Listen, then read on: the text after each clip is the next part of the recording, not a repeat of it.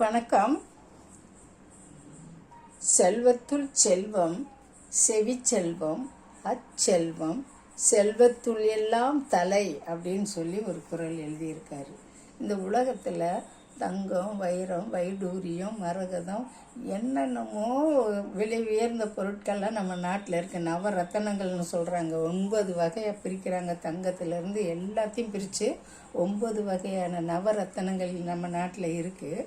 இவ்வளவு இருந்து மக்கள் செல்வம் இருக்காங்க, என்னென்னமோ இருந்து இந்த செவி செல்வத்துக்கு ஏன் முக்கியத்துவம் கொடுத்துருக்காரு திருவள்ளுவர் அப்படின்னு நம்ம யோசித்து பார்த்தோம்னா, இந்த செவி கேட்கும் திறனை கொண்டது. கேட்கும் திறன் இல்லாட்டின்னா நம்ம இந்த உலகத்தில் வாழ முடியாது. வேறு எது இல்லாட்டியும் கூட பரவாயில்ல, வாழலாம்.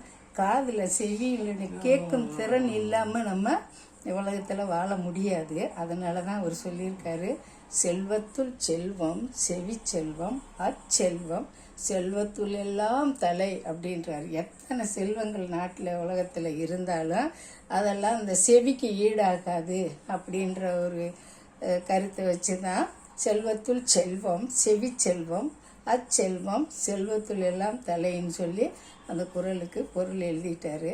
இந்த செவிக்கு முக்கியத்துவம் ஏன் கொடுத்துருக்காருன்றத நமக்கே தெரியும். இப்போ நான் பேசுகிறது உங்கள் செவியில் தான் நீங்கள் கேட்டுக்கிட்டு இருக்கீங்க.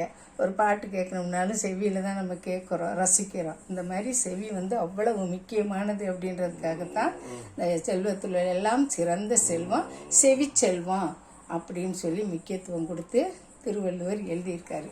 இந்த குறள் பிடிச்சிருந்துச்சுன்னா லைக் பண்ணுங்கள், ஷேர் பண்ணுங்கள், சப்ஸ்கிரைப் பண்ணுங்கள். நன்றி, வணக்கம்.